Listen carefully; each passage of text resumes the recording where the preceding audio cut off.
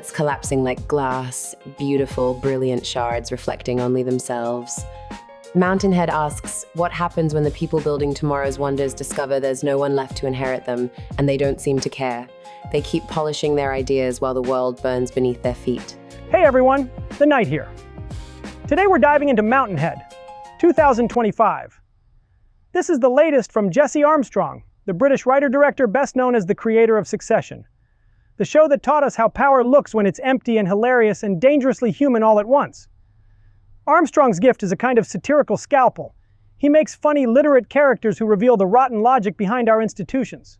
Armstrong also wrote and directed Mountainhead, bringing his unique style of dark humor and human understanding at the highest levels of power to this film.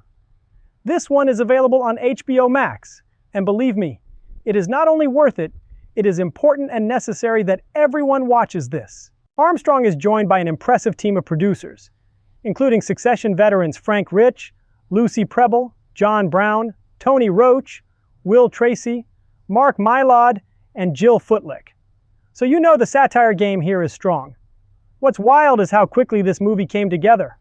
Production designer Stephen Carter was brought on board before there was even a finished script or cast. Armstrong started writing in January 2025, and HBO fast-tracked the whole thing into production. At first, they toyed with the idea of setting it somewhere tropical, or on a private island, but ultimately landed on something much cooler. That's when they landed the location. That is now another character in the story. After scouting places like British Columbia, Wyoming, and Colorado, the team settled on Park City, Utah.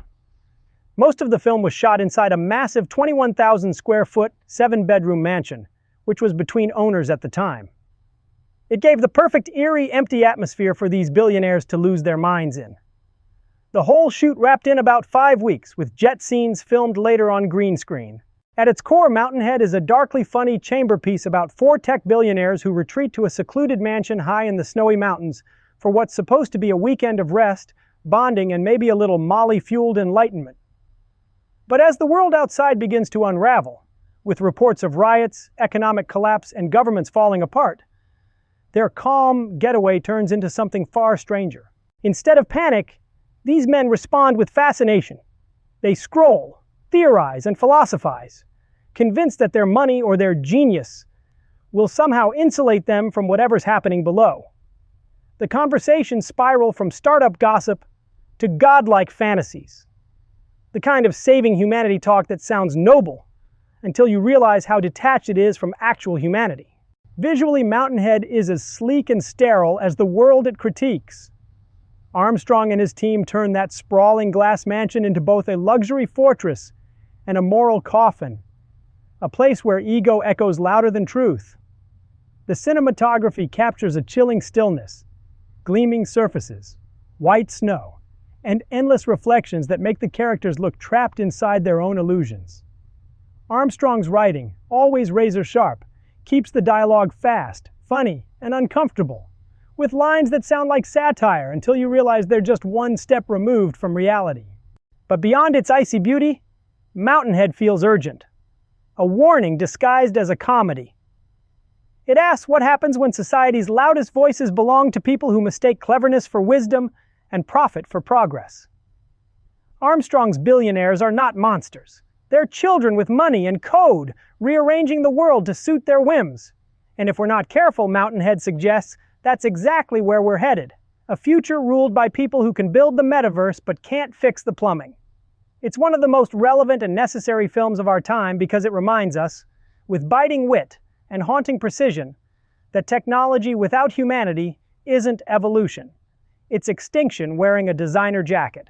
The cast of Mountainhead is pitch perfect, each actor nailing the uneasy balance between absurdity and truth.